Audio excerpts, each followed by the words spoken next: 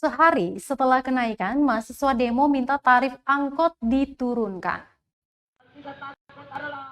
Puluhan mahasiswa yang tergabung dalam Cipayung, Kota Ambon menggelar aksi penolakan kenaikan tarif angkutan kota atau angkot.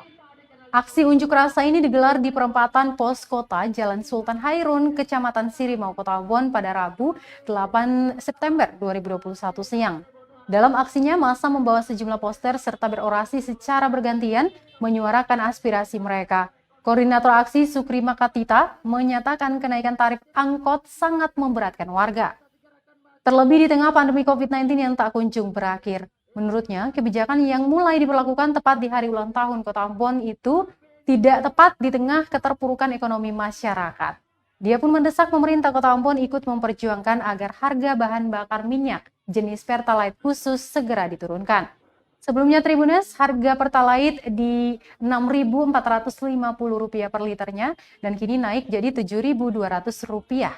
Akibat dari demo ini sempat terjadi kemacetan di sejumlah ruas jalan utama, diantaranya Jalan Sultan Khairun, Aipati, dan Jalan Pala.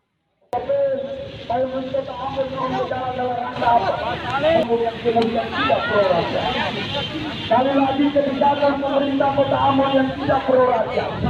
Jika hari ini implementasi dari kenaikan yang namanya BBM dengan orang Basudara, yang namanya orang Basudara satu sampai kepada Rp7.850, yang itu akan berimplikasi pada perekonomian rakyat dan sudah pasti.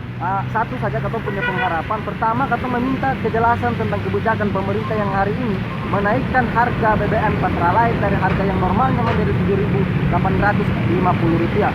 Dasarnya apa pemerintah menaikkan harga BBM ini? Karena akan berdampak pada perekonomian rakyat.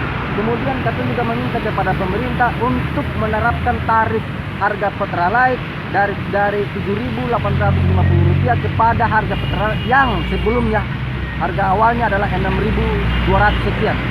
Izinkan saya mengutip kata pimpinan DPP Organisasi Gerakan Mahasiswa Indonesia. Dia berkata kepada kita sekalian, ingatlah titik aksi.